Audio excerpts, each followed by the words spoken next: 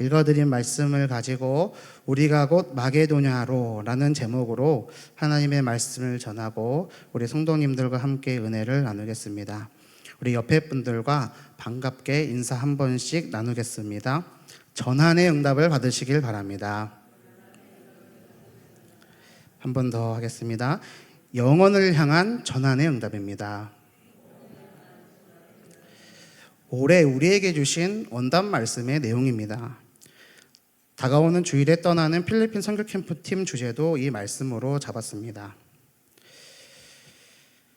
오늘 이 시간에 무언가 새로운 말씀을 받는 시간이 아니라 이미 주신 말씀 안에서 또 놓쳤던 은혜를 회복하는 시간이 되시기를 소망합니다. 하나님 앞에서의 인생이라는 강단 말씀이 선포된 주간인 지난 7월 3일 수요예배 시간에 저는 이 강단에 서서 코람데오라는 제목으로 말씀을 전했습니다. 코람데오란 하나님 앞에서 하나님의 권위 아래 하나님의 영광을 위해 살아간다는 의미라고 말씀을 드렸고요. 하나님 앞에서라는 말의 의미를 더 생각해 보고자 기독교의 고전인 기독교 강요 제1권 1장과 2장의 내용도 정리해서 설명드렸습니다.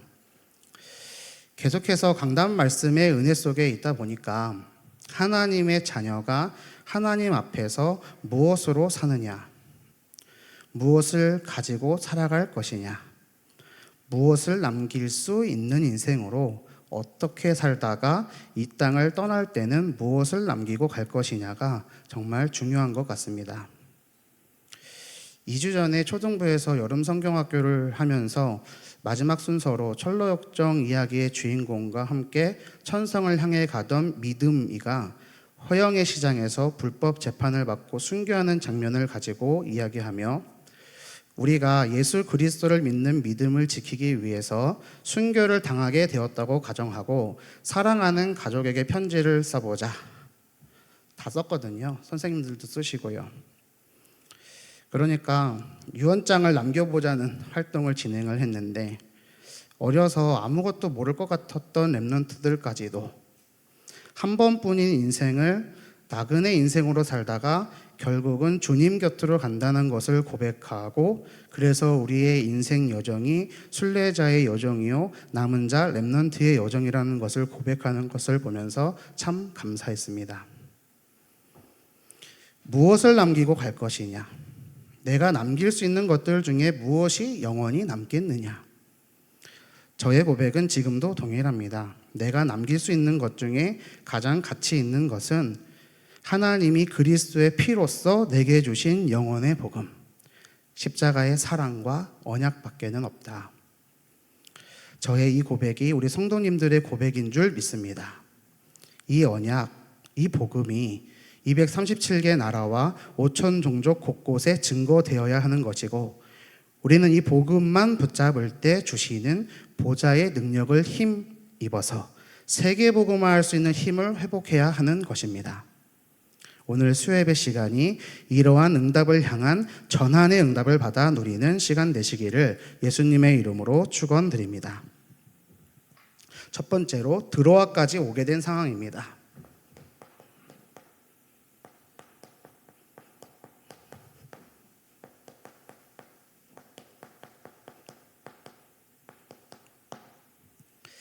사도행전을 보면 바울이 총 3차까지 선교 여행을 한 것이 나와 있습니다.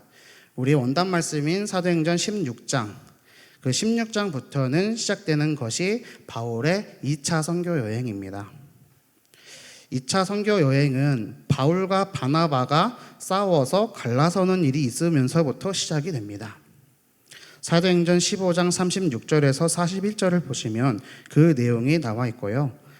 2차 선교 여행의 배경을 조금 설명드리면 바울에 의해 복음을 듣고 세워진 이방인 교회들은 여전히 연약하고 도움이 필요한 형편에 있었습니다. 이런 교회들을 돌아보고 양육하기 위해 바울이 신라를 대동하고 출발한 여행이 2차 선교 여행입니다. 주후 49년에서 52년까지 3년에 걸쳐서 49년에서 52년까지 3년에 걸쳐서 진행한 것이 제2차 선교 여행입니다. 장장 4,500에서 5,600여 킬로미터.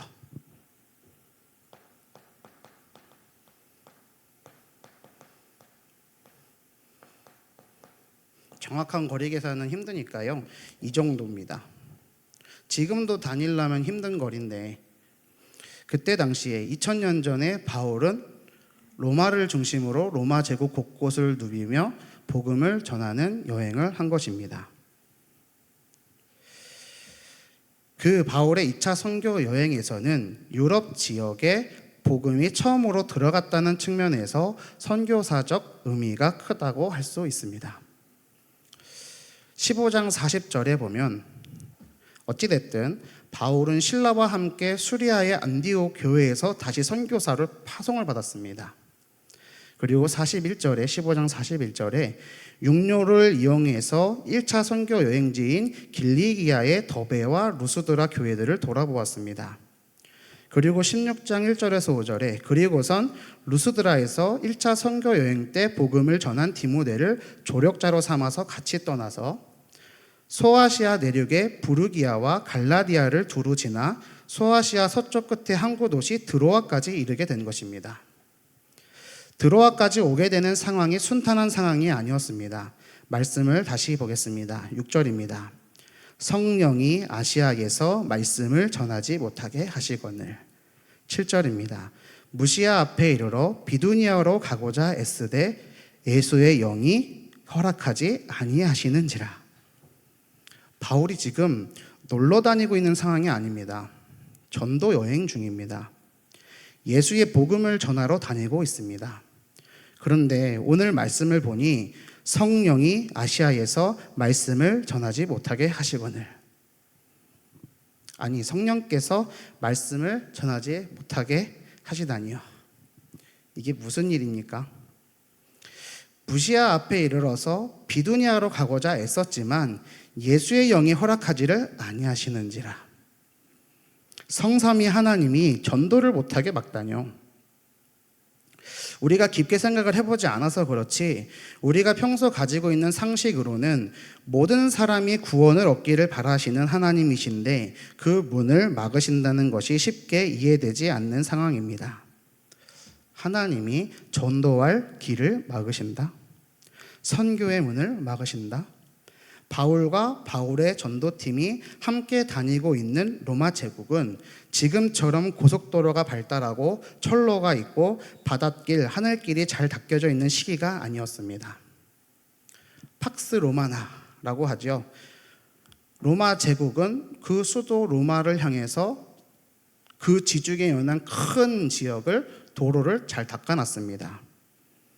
대제국 로마가 닦아놓은 큰 도로들, 지금도 유럽 곳곳에 남아 있다고 하죠. 실제로 지금도 도로로 사용되고 있는 곳이 있을 만큼 견고하게 지어진 도로들이었습니다. 그 도로와 지중해 연안에서 활발하게 이루어지고 있던 해상 교역로를 이용해서 전도를 다니고 있는 거거든요. 필리핀 선교 캠프를 올해로 2번째 섬기게 되면서 우리에게 주신 원단 말씀이 새롭게 다가오고 더 깊이 다가오는 것을 느낍니다. 그냥 한 주 다녀올 선교 캠프를 기획하고 계획하고 일정을 짜고 예약을 하고 준비하고 팀원들과 소통하는 모든 상황이 말로 다 할 수 없이 복잡하고 할 것도 너무 많은데 바울은 일단 이 2차 전도 여행만 놓고 보더라도 3년 동안 돌아다니는 어마어마한 일정입니다. 계획 없이 다녔을 것이라는 생각은 들지 않고요. 바울의 성격을 보자면 그렇다고 했을 때 소아시아를 향하여 가고자 계획했던 모든 만남, 모든 일정, 생각했던 모든 것들이 일순간에 막혀버린 상황에 바울은 어떻게 그것을 사단이 막은 것이 아니라 성령께서 또 예수의 영이 막으신 것이라고 확신을 할 수 있었을까? 또 예수의 영이 막으신 것이라고 확인을 할 수 있었을까? 또 바울이 환상을 보았다고 갑자기 모든 계획을 틀어 마게도냐로 가고자 했을 때 10절에 우리가 곧 마게도냐로, 우리라고 하죠. 왜 우리입니까? 이 사도행전을 기록한 저자가 누굽니까? 누가죠. 누가가 같이 다녔을 때는 우리가, 누가를 제외하고 다른 사람들이 다닐 때에는 개역 한글 성경에는 저희가, 개역 개정에는 그들이 라고 되어 있는 것이죠. 아무튼 바울과 함께 다니고 있는 팀원입니다. 그 팀원들이 바울이 환상을 봤다, 마게도냐로 가자 하니까 이것이 하나님의 뜻이구나 라는 것을 인정하고 함께 갔습니다. 어떻게 그랬을까? 여러저러 생각들을 하게 됩니다. 바울과 바울의 전도팀은 어떤 소통의 깊이가 있었던 걸까? 예를 들어 보겠습니다. 필리핀을 가려고 계획을 했는데 이번 선교 캠프 팀장인 제가 담임 목사님께 찾아가서 제가 간밤에 꿈을 꿨는데요, 하나님께서 필리핀이 아니라 베트남으로 가라고 하셨습니다 라고 한다면, 아니면 캠프 팀원분들에게 하나님께서 꿈으로 말씀하셨습니다, 인도네시아로 가라고 하셨습니다. 말 같지도 않은 상황이죠. 말도 안 되는 일입니다. 제가 볼 때 바울의 이런 전환점, 터닝 포인트는 우리가 생각했던 것 이상으로 엄청난 일이었다고 생각됩니다. 아무튼 여기까지가 드로아까지 오게 된 상황입니다. 두 번째로 드로아에서 일어난 일입니다.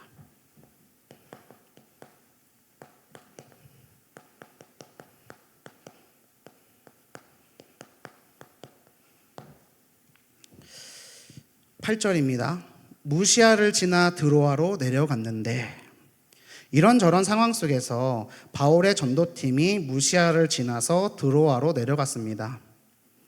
여러 지명들이 나옵니다. 간단하게 지도를 한번 보겠습니다. 방송팀 지도 띄워주세요. 바울의 2차 전도 여행 경로입니다. 수리아의 안디옥에서 출발하여 3년간의 여정 끝에 다시 안디옥으로 돌아오는 과정이 나와 있습니다. 이 시간에 다 설명은 할 수 없으니 이런 여정이었구나 이해하는 정도로만 보시면 되겠고요. 다음 사진 부탁드립니다. 오늘 읽은 본문의 부분을 확대한 사진입니다. 부르기아, 갈라디아, 무시아, 비두니아 등의 지명이 보입니다. 지금의 튀르키예 지역이죠. 7월 26일 금요기도회 때 설명드렸던 지중해와 흑해 사이의 고원지대 소아시아 지역입니다. 드로아는 어디에 있느냐? 보이십니까? 7번 동그라미 밑에 있습니다. 지중해랑 흑해가 만나는 에게해에 있습니다. 오른쪽에 있죠. 네, 방송실 감사합니다. 드로아. 지금의 트로이입니다. 튀르키예에 있는 도시고요. 그 지명의 뜻은 관통이라는 뜻입니다. 관통. 아시아에서 유럽을 가려면, 유럽에서 아시아로 가려면 관통해야 됩니다. 드로아를요. 트로이 전쟁으로 유명한 소아시아 서쪽의 트로이 남방 약 25km 지점에 위치한 에게해 연안 항구 도시입니다. 아시아와 유럽을 연결하는 교통의 요지에 위치했기 때문에 로마 식민 도시 중에서도 매우 중요한 역할을 했습니다. 이 드로아에는 로마 감옥에 2차 투옥된 바울의 겉옷과 책을 보관해주던 친구 가보가 살고 있던 동네이기도 합니다. 이 드로아에서 중요한 일이 일어났습니다. 계획한 대로 말씀을 전하지 못하게 되었는데 그 주체가 성삼위 하나님이라고 설명하고 있는 것이죠.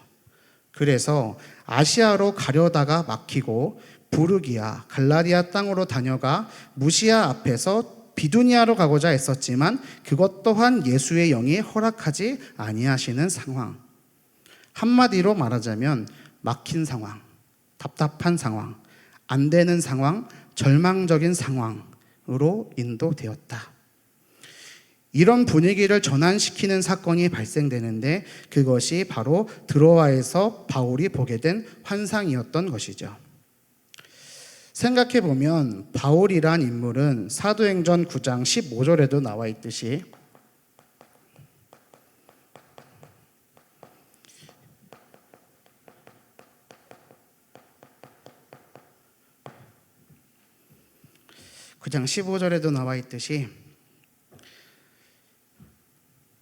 하나님께서 다메섹에 있는 아나니아라는 제자에게 바울에 대하여 말씀하실 때부터 주께서 이르시되 가라, 이 사람은 내 이름을 이방인과 임금들과 이스라엘 자손들에게 전하기 위하여 택한 나의 그릇이라고 말씀하셨습니다.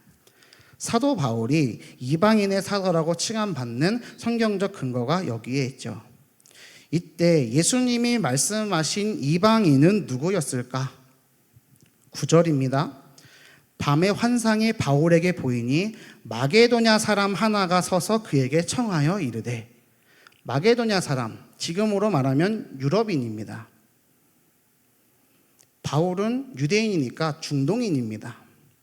그러니까 구분이 됐겠죠. 모든 계획을 무로 돌리고 하나님의 계획을 향해 인도받는 바울의 전도팀을 보면서 우리가 신앙생활을 해나가는데 어떤 자세가 필요한지를 엿볼 수 있는 것 같습니다. 하나님의 뜻이 무엇이냐?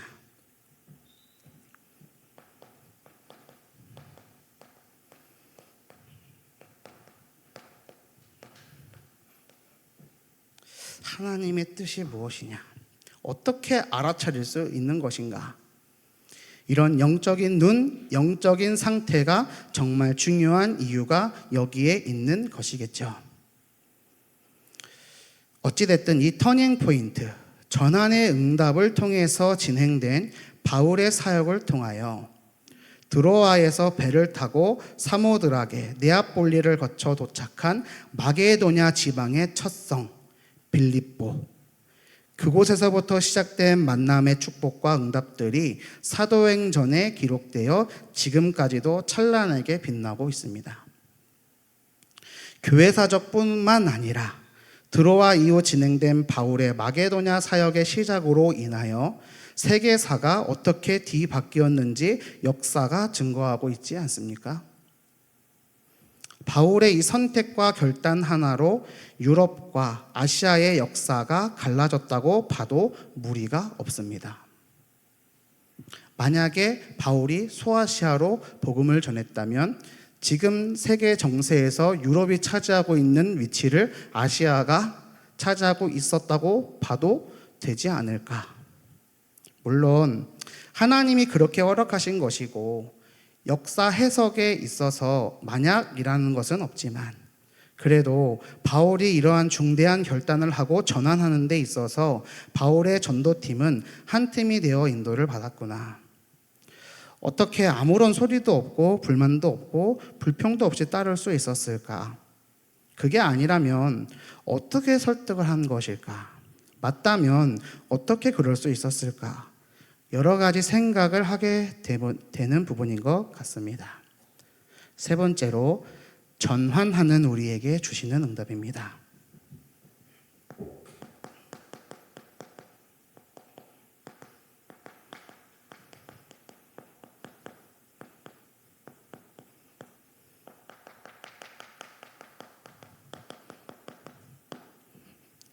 전환하는 우리에게 주시는 응답.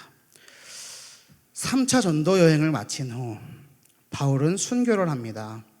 그 후 250년 후 로마는 기독교를 국교로 승인하게 됩니다.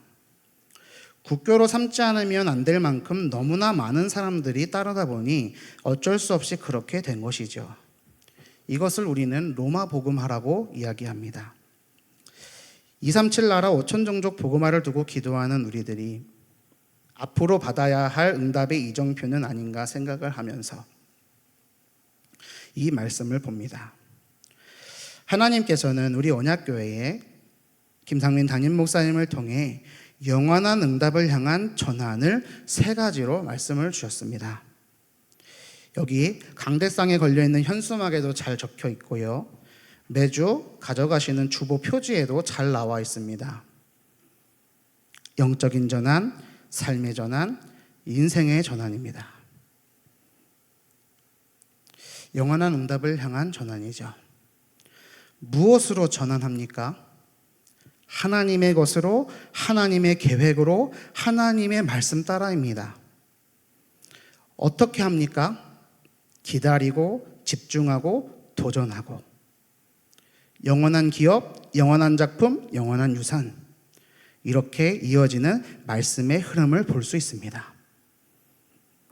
이 말씀을 흐름 속에서 강단 말씀을 생각해 볼 때 야곱이 가장 사랑하는 아들 요셉이 애굽의 노예로 팔려가는 것은 애굽의 총리가 되려가는 가장 빠른 길이었습니다. 요셉에게는 전환의 응답입니다. 요셉이 영원한 응답을 향해 전환되는 시간표는 첫째로 노예로 팔려간 것이요, 둘째로 누명 쓰고 감옥에 갔을 때요, 셋째는 꿈 해석하는 영성과 전문성을 가지고 바로왕 앞에 서게 됐을 때요, 넷째는 곡식을 사러 온 형들 앞에서요, 다섯째는 자신의 두 아들을 축복하는 야곱 앞에서라고 정리를 해보았습니다. 우리는 자꾸만 총리된 것만을 응답이라고 보는데 요셉의 이야기를 가만히 들여다보면 그 총리의 그릇 또한 어린 시절 노예로 감옥으로 갔던 그 시절을 통하여 완성되어졌다는 것은 부인할 수 없는 사실입니다. 부목사인 저는 이번 주 강단 말씀을 붙잡을 때 가장 은혜되고 크게 다가온 부분이 무엇이었냐면, 오늘 우리 삶은 어떤 삶인가? 하나님은 하나님의 계획을 위해 렘넌트를 준비시키시고 미래를 살리기 위해서 인생의 여정을 이끄신다는 말씀이었습니다. 이번 주일 강단 말씀이 미래를 살아갈 렘넌트를 양육할 사명이 주어진 제게는, 또 렘넌트인 저에게는 큰 위로요, 힘이요, 응답 그 자체였습니다. 많은 사람들이 정당한 핑계를 가지고 있습니다. 하지만 그것은 언약의 이유 앞에선 아무런 힘을 가질 수 없습니다. 많은 사람들이 현실 불평에 함몰됩니다. 그러나 그것을 이길 수 있는 비밀은 미래를 심는 기도 속에 있습니다. 많은 사람들이 내 기준을 가지고 생각하고 판단합니다. 그 기준을 넘을 수 있는 유일한 방법은 하나님과 통하는 계획을 품는 것입니다. 하나님께서는 다른 것이 아니라 중심 속 언약을 보십니다. 그리고 그런 자의 기도를 받으십니다. 연약하다면 바꾸시고 채워가시는 응답을 받습니다. 하나님의 절대 계획을 갖고 있으면 그 렘넌트의 여정을 하나님이 이끄십니다. 모든 것 속에 하나님이 이끌어 가시는 것이죠. 요셉이 당한 일, 겉으로 보기에는 문제요, 절망이요, 실패입니다. 그러나 하나님은 이것을 통해서 요셉의 삶에 언약을 이루게 하셨습니다. 하나님은 이 모든 것 속에 언약 가진 자를 이끌고 계심을 믿습니다. 그래서 저는 이번 주 강단 말씀을 꼭 붙잡습니다. 우리 성도님들은 어떠십니까? 이런 여정을 걸어가고 계신 줄 믿습니다. 하나님께서는 요셉을 노예 삼으라고 보내시는 노예 현장이 아니고 감옥에 가라고 누명을 쓰도록 허락한 것이 아니라 모든 것 속에 애굽 살릴 인생을 주시려는 것이었죠. 하나님이 하실 역사를 이끌어가고 계신 것입니다.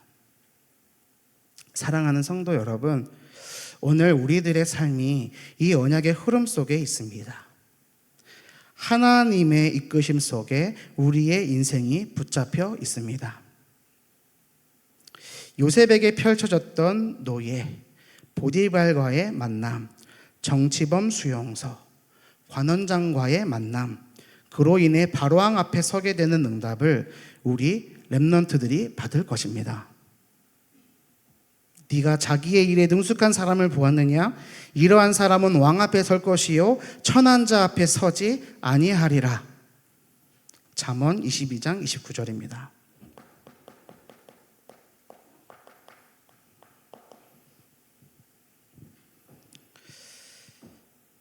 네가 자기의 일에 능숙한 사람을 보았느냐? 이러한 사람은 왕 앞에 설 것이요 천한 자 앞에 서지 아니하리라.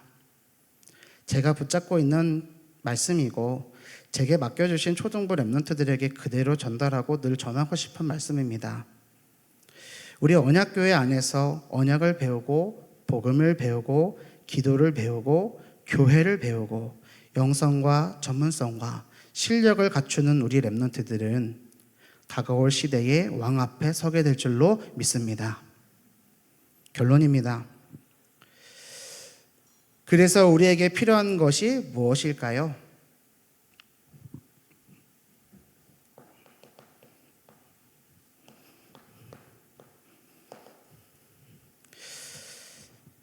기도 행복 24, 기도 능력 25, 기도 완성 영원. 기도입니다. 그래서 기도 회복 24입니다. 오후 예배 때 주신 말씀이죠. 우리에겐 말씀이 기준이 되어야 합니다. 이 기도 회복 24를 통하여 우리는 어떤 응답을 받아야 하느냐?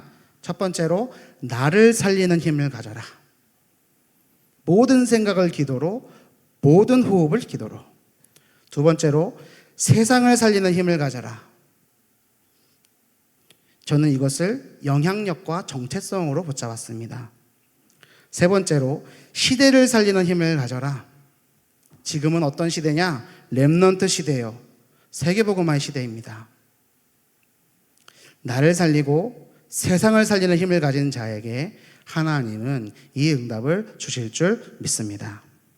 세계복음화를 향하여 이끄시는 하나님의 인도하심 속에서 말씀 24, 기도 25, 전도 영혼의 응답을 누리는 언약교회 모든 성도님들 되시기를 예수님의 이름으로 축원드립니다. 기도하겠습니다. 아버지, 부족한 종을 통하여 오늘 하나님의 언약의 백성에게 말씀하고자 하신 것이 전달되기를 소원합니다. 오늘 예배드린 모든 성도님들의 마음과 기도를 받아 주옵소서. 영원한 응답을 향하여 전환한 바울과 바울의 전도팀 같이 우리들도 하나님 앞에서 영원한 응답을 향한 전환을 하게 하옵소서. 바울에게 보여주셨던 환상이 지금 우리에게 주시는 강단 말씀임을 믿습니다. 강단 말씀 가지고 살아가고 인도받게 하옵소서. 교회를 살리고 후대를 살리며 현장을 살리는 응답을 주옵소서.